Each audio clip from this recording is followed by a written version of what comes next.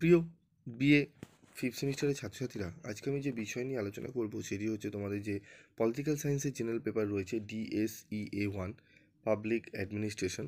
এই সাবজেক্ট থেকে আজকে আমি তোমাদের গুরুত্বপূর্ণ কোশ্চেনগুলো বলে দেবো, যে প্রশ্নগুলো পড়লে তোমরা 100% কোশ্চেন কমন পেয়ে যাবে। তো প্রথমেই তোমাদের বলি, এই সাবজেক্টটি একটু কিন্তু বেশি পরিমাণে প্রশ্ন পড়া শ্রেয়, কারণ সিলেবাসটি খুব বড় এবং কোশ্চেন কিন্তু হুবাহু ইয়ার ভিত্তিক কিন্তু কমন আসার প্রবণতা কম থাকে। তবু আমি তোমাদের জন্য একদম বাছাই করা প্রশ্নগুলো আমি এখানে তুলে ধরছি, যে প্রশ্নগুলো করলে আশা করি তোমরা অনেকটাই উপকৃত হবে এবং প্রশ্নগুলো একটু ভালো করে গুরুত্ব সহকারে দেখেছো। এবং এই কটা দিন তোমাদের সামনেই পরীক্ষা, তাই বলবো পড়াশোনায় একদম ভালো করে মনোযোগ দাও। তোমরা যে স্যারকে তোমরা ফলো করে আসছো সেই স্যারকে ফলো করো ইউটিউবে। বলছি না যে শুধু আমাকেই তোমরা ফলো করো, যে স্যার যিনি ভালোভাবে বোঝাচ্ছেন, যিনি দেখবে প্রত্যেকটা ভিডিওতে তোমাদের উপকৃত করছে এবং সমালোচনা সহ যারা সমালোচনা করে সেই সমস্ত ভিডিও থেকে দূরে থাকবে, ঠিক আছে? প্রলোভনে পা দেবে না তোমাদের বলবো।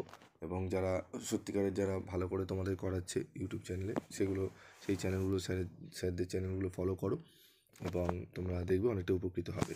তো দেখো, মডিউল 1 ইম্পর্টেন্ট কোশ্চেন 10 মার্কস। এখানে দেখো প্রথম প্রশ্ন যেটি রয়েছে, তুলনামূলক জনপ্রশাসনের মূল বৈশিষ্ট্যগুলি কী কী। 2 নম্বর রয়েছে বিকেন্দ্রীকরণ ও ক্ষমতা অর্পণের মধ্যে পার্থক্যগুলি চিহ্নিত করো। এই দুটি প্রশ্ন অত্যন্ত গুরুত্বপূর্ণ। তারপর রয়েছে সিদ্ধান্ত গ্রহণ সম্পর্কে হারবার্ট সাইমনের তত্ত্বটি সংক্ষেপে ব্যাখ্যা করো।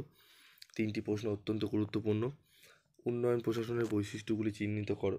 উন্নয়ন প্রশাসনের বৈশিষ্ট্যগুলি চিহ্নিত করো, অত্যন্ত গুরুত্বপূর্ণ এই প্রশ্নটি। এখান থেকে 1, 2 এবং 4 নম্বরের প্রশ্নটি ভালো করে তোমাদের করতে হবে, একদম VVI স্টার করা প্রশ্ন এগুলো।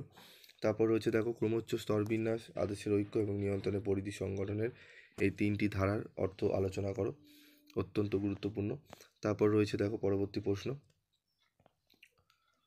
জনপ্রশাসনের পরিধি ও বিষয়বস্তু আলোচনা করো, ঠিক আছে? তারপর রয়েছে উন্নয়ন প্রশাসনের সংজ্ঞা দাও এবং এর পরিধি নিরূপণ করো, স্টার মার্ক করা দেখে নেবে পাশে।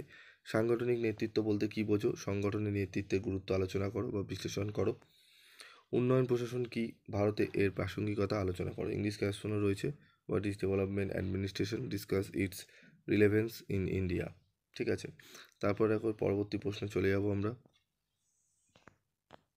আমাদের মডেল টু থেকে কী কী প্রশ্ন আমাদের পড়তে হবে গুরুত্বপূর্ণ ইম্পর্টেন্ট 10 মার্কস কোয়েশ্চেন। প্রথমেই প্রশাসনের নীতি প্রণয়নের গুরুত্ব কী, অত্যন্ত গুরুত্বপূর্ণ।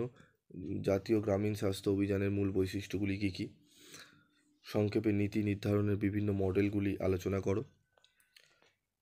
MGNREGA আইনের মূল বৈশিষ্ট্যগুলি কী, এর উদ্দেশ্যটাও পড়ে নেবে ভালো করে। মূল বৈশিষ্ট্য এবং উদ্দেশ্য দুটো ভালো করে যাও, দেখবে অনেকটাই উপকৃত হবে তোমরা, ঠিক আছে? চলে আসবো পরবর্তী আমাদের 15 নম্বরের প্রশ্ন। মাত্র 10 নম্বরের 4টি প্রশ্ন, তার মধ্যে থেকে 3টে প্রশ্ন দিয়েছি স্টার মার্ক করা। আমলাতন্ত্র সম্পর্কে মার্ক্সের সমালোচনা ব্যাখ্যা করো।